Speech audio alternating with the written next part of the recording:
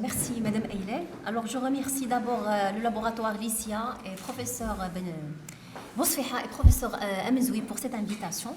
Alors à mon tour je vais parler de la mucoviscidose mais du côté réanimation, c'est-à-dire surtout quand est-ce qu'on va penser à suspecter devant un patient qui est admis en réanimation. C'est sûr pour une urgence, c'est-à-dire c'est un malade qui va être en détresse respiratoire alors qu'il n'était pas connu porteur de cette maladie. Alors, je vais répéter juste la définition de la mucoviscidose selon le consensus de la Cystic Fibrosis Foundation. Donc, le diagnostic repose sur l'association de deux éléments, au moins un élément clinique, c'est-à-dire une manifestation clinique, un malade qui va être admis pour une maladie chronique des voies aériennes supérieures ou inférieures, anomalie digestive, un syndrome de déplétion sodique, ou anomalie urogénitale surtout pour tout ce qui est adulte. Ou bien un antécédent familial de mucoviscidose dans la fratrie, ou bien un résultat positif de dépistage néonatal. Si on a un de ces éléments, plus une preuve, on peut dire biologique ou paraclinique, c'est-à-dire une anomalie du fonctionnement de la fameuse protéine CTFR, ou démonstration in vivo d'anomalies caractéristiques du transport d'ions au niveau de l'épithélium nasal. Ça, c'est la définition. Alors, sur le plan physiopathologique, on a dit que c'est une maladie génétique autosomique récessive due à une mutation du gène CFTR et qui va entraîner une altération du transport transmembranaire du sodium, du chlore et de l'eau. Et donc, les sécrétions au niveau, par exemple, bronchique vont être plus visqueux, ils vont entraîner une obstruction, une stase et automatiquement une infection chronique à long terme. Parlons un peu du dépistage selon la HAS. Normalement, si on suspecte chez un patient, un nouveau-né, une mucoviscidose, il faut faire le dosage de la trypsine immunoréactive. Si il est supérieur à 65, il faut faire la génétique et après, il faut confirmer par le test de la sueur.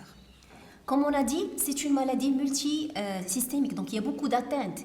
Et donc on peut recevoir des malades en réa avec une atteinte pulmonaire, à type 2, par exemple des infections chroniques avec de la bronchectasie et de l'hyperréactivité, une atteinte hépatique ou des voies biliaires, une atteinte intestinale, atteinte du pancréas, atteinte des glandes sudoripares et chez l'adulte, problème au niveau du système de reproduction.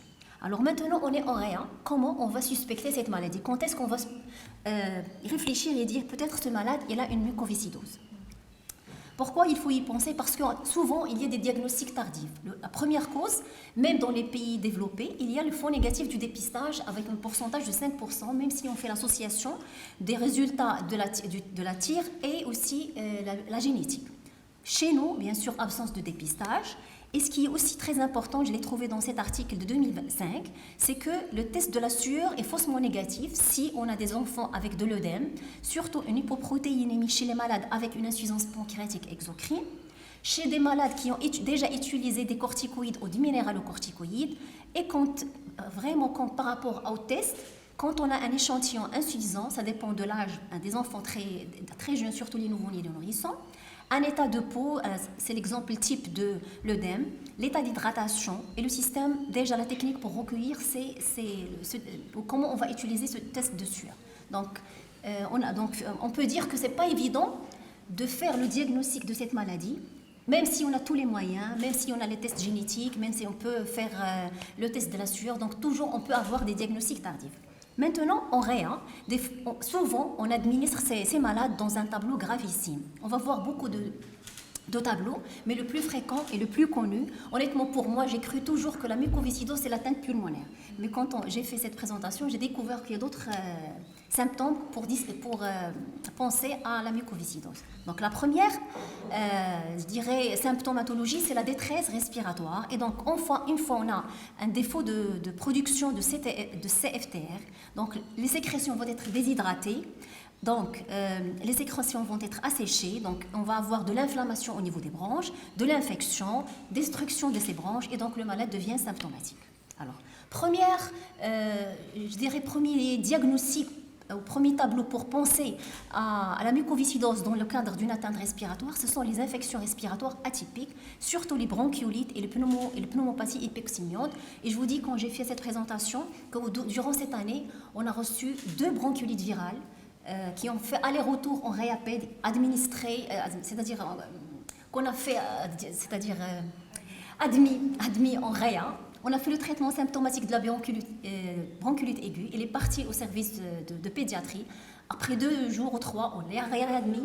Je me dis pourquoi. Peut-être c'est un problème de prise en charge chez eux, mais finalement, probablement ça peut être une mucoviscidose. Donc, ce sont des bronchiolites qui ne s'améliorent pas sous traitement standard correct, qui récidivent à court terme et chez qui, quand on va faire des prélèvements, on va trouver soit une Pseudomonas aeruginosa, c'est ce qu'a dit le professeur Amenzoui, Staph aureus résistant ou ce dernier germe, Cepacia. Alors, parlons des germes dans les infections respiratoires atypiques. Selon ce travail publié en 2012, c'est une colonisation, une étude française, ils ont démontré que chez ces malades avec mucoviscidose, on peut trouver le staphylocoque doré métis, Haemophilus influenzae avec 37% et Pseudomonas aeruginosa avec 29%. Alors, on a parlé beaucoup de germes, mais quand même, les germes diffèrent en fonction de la tranche d'âge. Et dans ce travail publié en 2008, on remarque que pendant le jeune âge, c'est-à-dire avant 17 ans, on trouve que les malades sont plus colonisés avec le Staph aureus et qu'à partir de, on peut dire adulte, ça commence le Pseudomonas aeruginosa. Alors que, par exemple, le Cepacia, il est tout au long, quel que soit l'âge, on peut trouver ce germe chez ces patients. Donc là, maintenant, on a vu les atteintes respiratoires, c'est-à-dire les infections respiratoires à répétition, les bronchiolites, etc. Il y a d'autres symptômes ou d'autres... on peut admettre, c'est-à-dire l'admission des malades en réanimation, il y a les complications mécaniques pulmonaires et vasculaires. Alors les complications mécaniques type atelectasie lobaire, donc souvent ce sont des malades admis en réa pour pneumopathie, traités, mais quand même ils gardent des atelectasies. Ce sont des atelectasies qui résistent à la ventilation non invasive et résistent aussi à la kiné respiratoire. Donc à travers ces signes, on peut suspecter que c'est une mucoviscidose.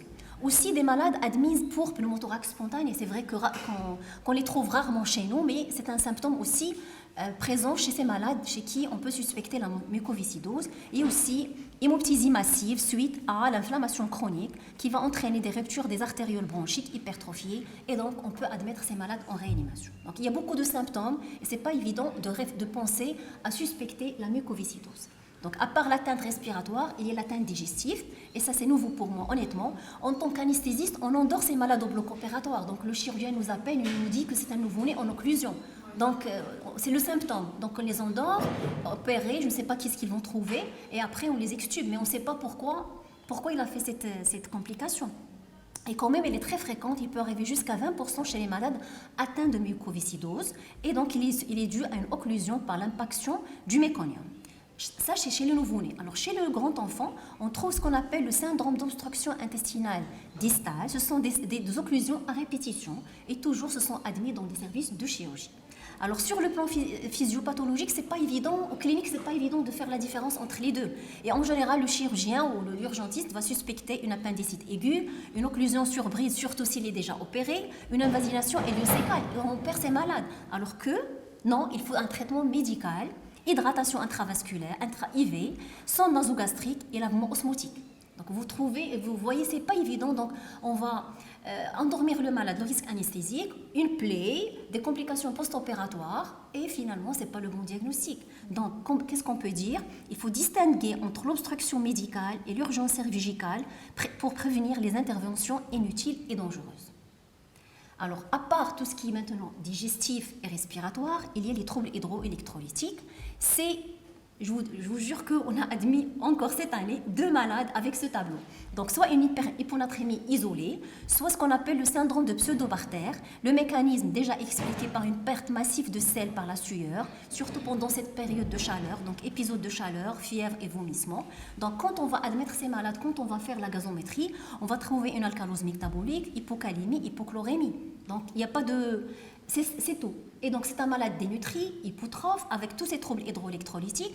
Je vous parle du malade de cette année. Il a fait des allers-retours en pédiatrie 3. Et donc, finalement, il est décédé parce qu'on n'a pas pensé à la mucoviscidose. On ne fait que le traitement symptomatique. Donc, le mot-clé ou le message, tout nourrisson qui arrive en réa avec une alcalose métabolique inexpliquée, il faut penser à la mucoviscidose. Alors aussi, on admet des malades dans un état nutritionnel, c'est un malade qui est dénutri, avec détresse respiratoire. Donc, quand on va faire l'interrogatoire, le père et la famille, il va nous dire il est toujours comme ça, il est toujours dénutri. Quand même, il faut penser à cette pathologie.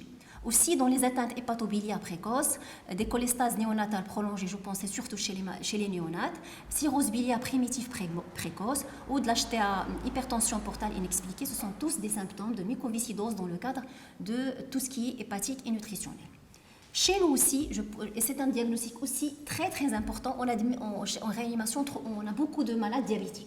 Et donc, le diabète, c'est parmi l'association diabète et mucoviscidose, il est très fréquent, surtout l'âge de l'adolescence et l'adulte. Donc, il est fréquent, il augmente avec l'âge. 2% chez les enfants, 19% chez les adolescents, et chez les adultes, j'ai trouvé 50%. Donc, un malade atteint de mucoviscidose, la moitié des patients peuvent développer un diabète. Et donc, c'est quand même, c'est fréquent et c'est dangereux. Les caractéristiques de ce diabète, il rassemble, il a les deux symptômes du diabète type 1 et du diabète type 2. C'est-à-dire qu'il y a une destruction partielle des cellules bêta et en même temps il y a une insulinorésistance. Mortalité, il est très élevée chez ces diabétiques, d'où l'importance de faire le dépistage. Alors, en parlant un peu de la physiopathologie ou pourquoi ces malades développent du diabète, donc comme on l'a dit, toujours mutation du gène CFTR, sécrétion épaisse, atteinte du pancréas, donc destruction partielle des cellules bêta, anomalie métabolique avec développement de diabète et donc l'apparition du diabète, il est, comme j'ai dit, très fréquent dans le cadre de la mucoviscidose. Alors, chez nous, en réa, on reçoit les malades dans un tableau d'acidocétose diabétique. Ce n'est pas dans le cadre d'un diabète. C'est vrai que cette acidocétose diabétique, c'est une complication très fréquente chez le diabétique normal, mais diabète plus mucoviscidose, c'est rare.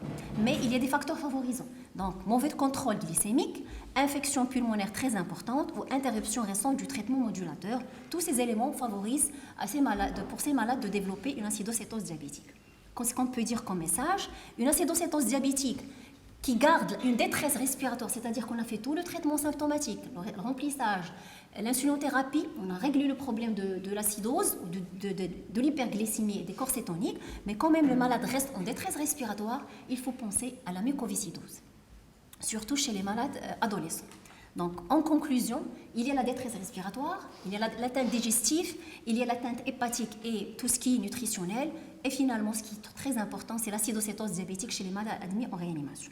Donc, la synthèse clinico-biologique, concernant la mucoviscidose, on peut trouver beaucoup d'associations. Atteinte pulmonaire plus alcalose métabolique, par exemple. Atteinte pulmonaire plus atteinte digestive plus retard de croissance.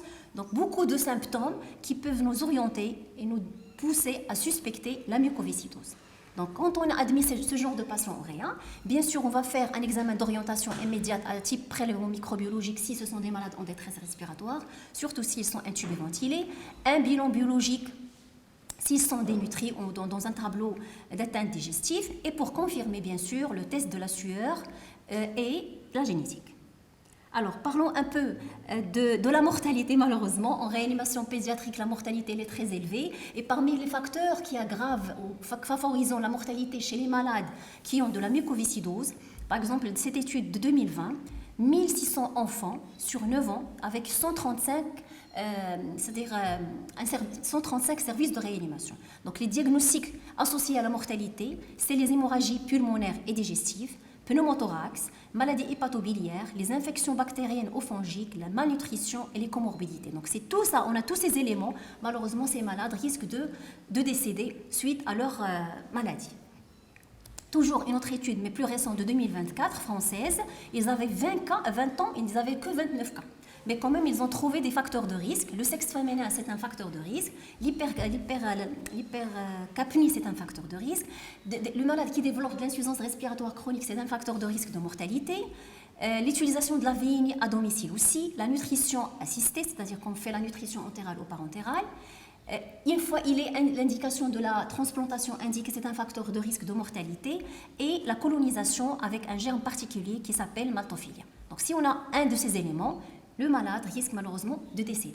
Donc au total, j'étais rapide, ce qu'on peut retenir de la mucoviscidose, le diagnostic, suspicion de diagnostic de mucoviscidose en réa, il peut se révéler chez des malades hospitalisés en réa. Il faut penser toujours maintenant, pour les médecins réanimateurs ou les urgentistes, détresse respiratoire inhabituelle avec des atteintes digestives, il faut penser à la mucoviscidose.